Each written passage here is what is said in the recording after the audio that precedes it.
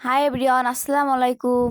বিকালে পার্ক থেকে ঘুরে এসে একটু রেস্ট নিয়েছিলাম। তারপরে আম্মু আর খালামণি বাজারে চলে গিয়েছিল ফারিয়ার কেক আনতে। ফারিয়াও আমার একটা বোন হয়। ফারিয়া আর ওর বোন গিয়েছিল আমাদের সাথে পার্কে ঘুরতে। ওর জন্মদিন ছিল গত শুক্রবারে, কিন্তু আমাদের জন্য ও কেক কাটেনি। এই তো আম্মু আর খালামণি চলে আসলো দোকানে কেক নিতে। এই কেকটা খালামণির মেয়ে শিন আপু ফারিয়াকে গিফট করেছিল। যেহেতু ঢাকা থেকে শিন আপু আসতে পারেনি, তাই আমরাই সবাই মিলে কেকটা কেটেছি। কেক কেনা হয়ে গেলে কেকটা বাসায় রেখে আমরা রেল লাইনে চলে আসি। এই রেল লাইন খালামণিদের বাসা থেকে অনেক কাছে। খালামণিদের গেটের কাছে দাঁড়ালেই রেল লাইন দেখা যায়। যখন ট্রেন যায় খালামণিদের বাসায় অনেক শব্দ হয়। এই যে আমি আর সাজিম উপরে উঠতেছি, অনেক কষ্ট হচ্ছিল উপরে উঠতে। আমাদের গোপালগঞ্জ রেল লাইন থেকেও এটা অনেক উঁচু। খালামণিদের বাসায় যেহেতু একদিন থাকবো, তাই সারাদিনে অনেক ঘোরাঘুরি করেছি। সারাদিন অনেক মজা করেছি, অনেক ভালো লেগেছে। রেল লাইনের পাশেই অনেক কাশফুল হয়েছিল, অনেক ভালো লাগছিল দেখতে। আর আমরা কোথাও ঘুরতে বা বেড়াতে গেলে না, ওয়েদারটা খুবই ভালো থাকে।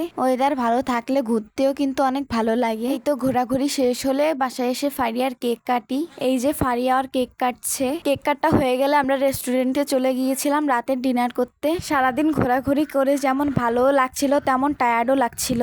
আর আজকের ব্লগটা যদি ভালো লাগে অবশ্যই লাইক কমেন্ট শেয়ার করে দিবেন। আর অবশ্যই আমাদের পেজটা ফলো করে দিবেন। এই তো আমরা সবাই রেস্টুরেন্টে এসে বসি। আমাদের কারোরই ভাত জাতীয় কিছু খেতে মন চাচ্ছিল না, তাই নান রুটি আর চিকেন চাপ নিয়েছিলাম। আর নান রুটি আর চিকেন চাপ খেতে কিন্তু আমার অনেক ভালো লাগে। আর যে কোনো খাবার আমার খেতে অনেক ভালো লাগে, আমি খেতে অনেক পছন্দ করি। এই দেখুন আমার খেতে খেতে কষ্ট হয়ে গিয়েছিল। এই তো আমাদের খাওয়া দাওয়া শেষ, এখন আমরা বাসায় যাব। সারাদিন অনেক ঘোরাঘুরি করেছি, অনেক ভালো লেগেছে।